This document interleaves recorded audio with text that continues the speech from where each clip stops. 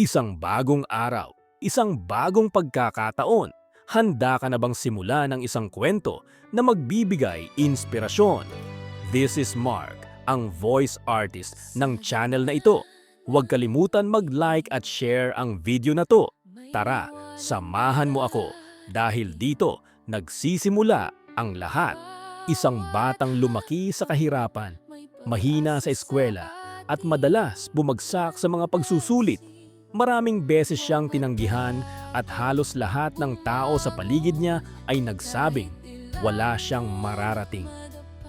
Ngunit sa kabila ng lahat ng iyon, pinatunayan niyang ang kahirapan ay hindi hadlang sa tagumpay.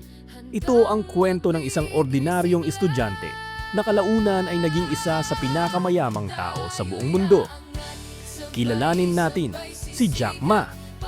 Si Jack Ma, dating guro sa China na maraming beses nabigo bago naging tagapagtatag ng Alibaba. Marami ang naniniwala na kapag ipinanganak kang mahirap, mahirap ka ring mamamatay.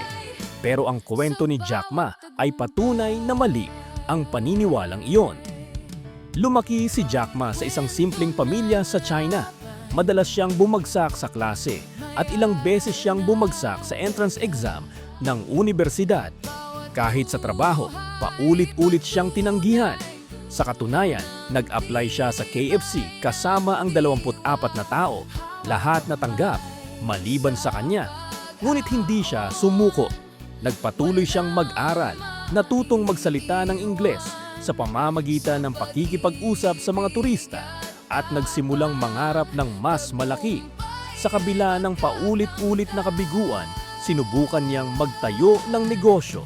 At mula sa maliit na ideya, ipinanganak ang Alibaba, isa sa pinakamalaking e-commerce companies sa buong mundo.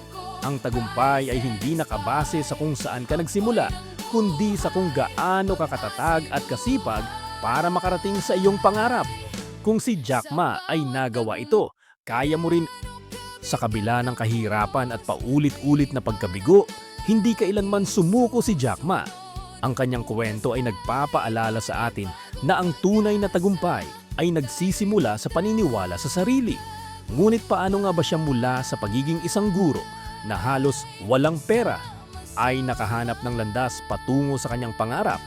Abangan sa Day 2 ng ating serye kung saan tatalakayin natin ang mga mahahalagang aral sa buhay ni Jack Ma.